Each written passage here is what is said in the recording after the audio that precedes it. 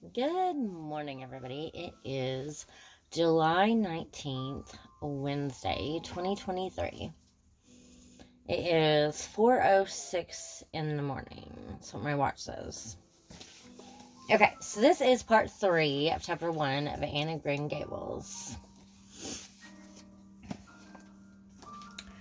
To be sure, they seemed contented enough. But then, I suppose they're used to it. A body can get used to anything, even to be hanged, as the Irishman said. With this, Miss Rachel stepped out of the lane into the backyard of Green Gables.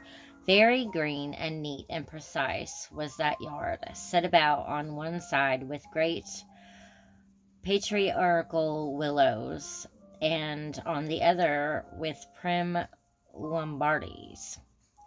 Not a stray stick nor stone was to be seen, for Mrs. Rachel would have seen it if there had been.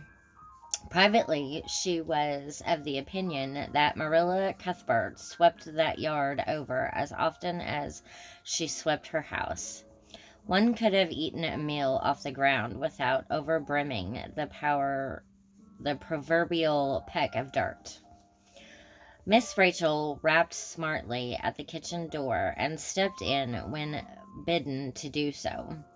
The kitchen at Green Gables was a cheerful apartment, or would have been cheerful if it had not been so painfully clean as to give it something of the appearance of an unused parlor.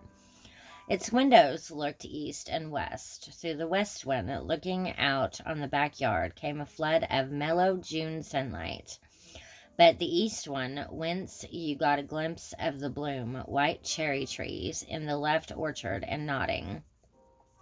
Slender birches down the hollow of the brook was greened over by a tangle of vines. Here sat Marilla Cuthbert, when she sat at all, always slightly distrustful of sunshine, which seemed to her too dancing and irresponsible a thing for a world which was meant to be taken seriously.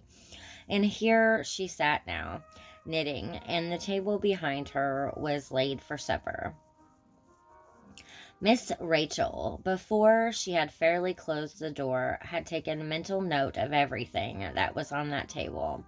There were 3 plates laid, so that Marilla must be expecting someone home with Matthew to tea. But the dishes were everyday dishes, and there was only crab-apple preserves and one kind of cake, so that the expected company could not be any particular company. Yet, what of Matthew's white collar and the sorrel mare? Mrs. Rachel was getting fairly dizzy with this unusual mystery about quiet and mysterious Green Gables. "Good evening, Rachel," Marilla said briskly. "This is a real fine evening, isn't it? Won't you sit down? How are all your folks?"